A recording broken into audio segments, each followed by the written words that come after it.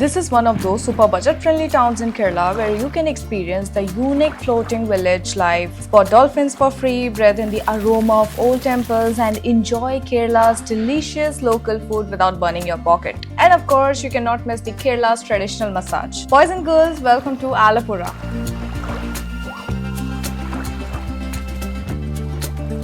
Hi, I am Pragya and welcome to my channel Khao Local Ghumo Global, where we explore new ways of living through travel, food and local stories. In this video, I'll be sharing everything you need to know about Alapura. What exactly this place is, how to reach, things to do, where to eat, where to stay, how to get around, the weather and the ideal number of days to plan your trip, plus my estimated budget and quick travel tips at the end. So stick with me in this video till the end to gather the information as much as possible like always. And now, rock and roll.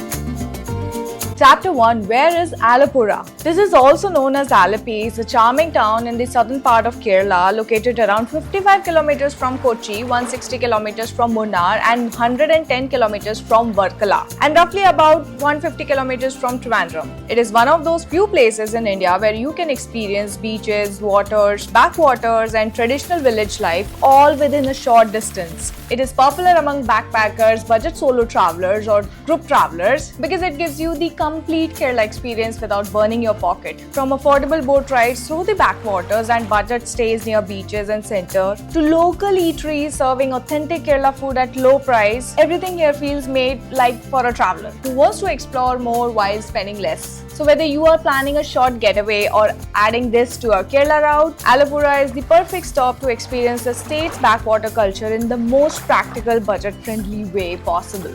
Next chapter, how to reach Alapura. I boarded a local bus from Vaguman at 7 in the morning and reached Alapura at around 11 am. There's only one direct morning bus from Vaguman, so if you plan to take the same, be ready on time. Because if you miss it, well, get ready for a bus hop adventure via Erataputta or Kottayam. Totally doable but bit tiring. Now here are your options to reach Alapura. Number 1, by bus. Government and private buses connects Alapura to major towns like Kochi, Kottayam, Munnar and Trivandrum. Number 2, by train. Alapura has its own railway station, well connected to most Kerala cities and even to the cities from other states. This is often the fastest and cheapest option if you are coming from far. Number 3, by car or taxi. You can hire a cab or taxi for comfort, especially if you are traveling in a group or have big luggages. Number 4, your own vehicle, perfect for a road trip. The highways are well maintained and you will get to see Kerala's typical countryside. Number 5, by boat from Kochi. Now this one is interesting, but I'm not practically sure. Maybe you can do your own research and try. So whether you want to travel in a local style or in a comfort, Alapura is pretty easy to reach. It's just about how much time and chill you have got.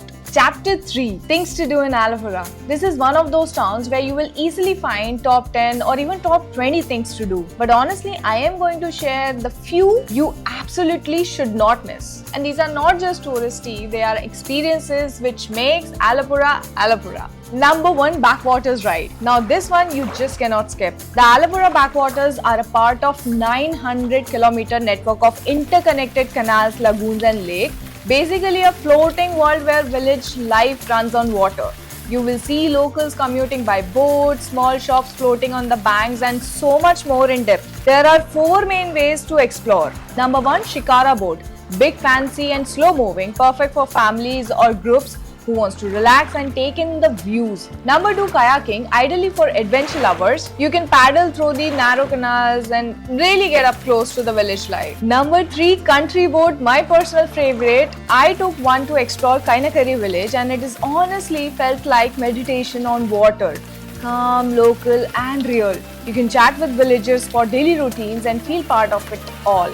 Number 4, paddle boat, a fun option if you are good at balancing and want to try something new. Best time early morning for the local village vibe or sunset for that peaceful glow. The duration is usually around 2 to 3 hours. A quick tip from my side, there are a lot of scams with false promises, so always book with a trusted operator. I went with Go Paddles and they are absolutely professional. Their contact is in the description. Number 2, visit Marari Beach. Okay, this beach truly blew my mind. We rented scooter from our hostel and rode about 15 kilometers from Alapura town to reach this peaceful, clean stretch called Marari Beach. And guess what? We spotted dolphins. At first, I thought my eyes were playing games, but locals confirmed it's a regular thing here. People literally pay thousands for dolphins tour, and we saw them for free. Best twist ever. Number 3, Kerala's traditional massage, and I have saved the best for the last. Alapura is known for its authentic Ayurvedic treatments, and I found this amazing center called Veda Ayurveda. They are super professional and start by explaining each type of massage before suggesting one based on your body's need. I went for a 2-hour relaxation combo which includes a full body massage, Podikeri, a herbal pouch therapy, and the iconic Shiradhara, where warm medicated oil poured over your forehead. If you want to do the same, I'm leaving the contact details in the description. So yeah, these 3 backwaters, Marari Beach and a Kerala massage are my top experiences in Alapura. Each one adds a new layer to understanding the real Kerala. Chapter 4, Food Journey in Alapura. The food story here can be told in many ways. Long or short, you still won't go wrong because here every meal comes with a story of spices, and here are my 5 suggestions. Number 1, Canal Restaurant.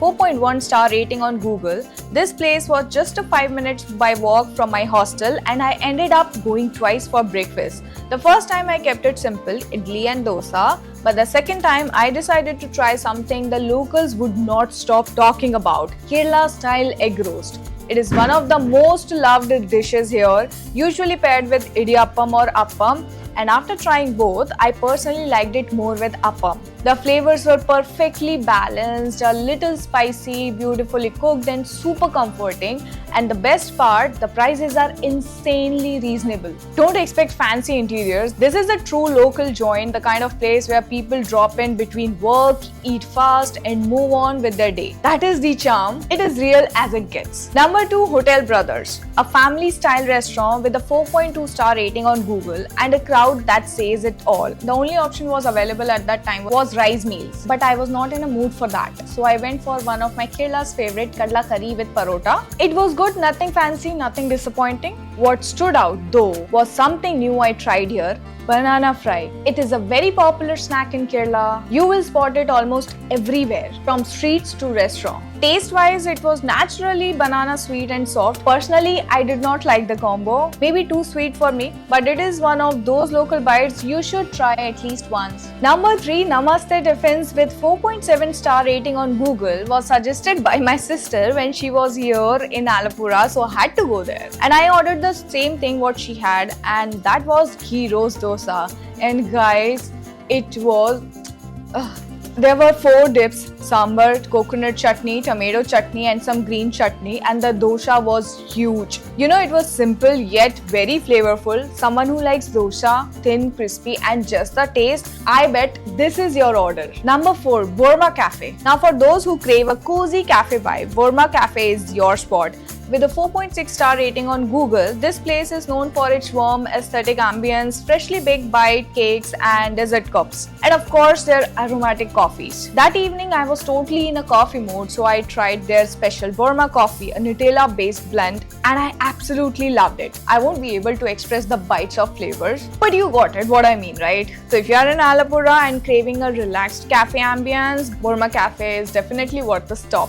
And the final number 5, very interesting, very unique, and I bet you have never heard about this food place. And I guess you will never hear about this because such hidden gems are not screaming loud on the internet, and there is a reason, which are only known to few people who shows respect and curiosity of trying new and appreciate the homely, warm, welcoming food in a small setup. Guys and girls, this is Gujarati Hub with 4.7 star rating on Google, and this is not like a restaurant or cafe or any food joint. There is a Gujarati auntie who serves North Indian Jain food. There's no specific food menu. Whatever she prepares that day, she serves the same.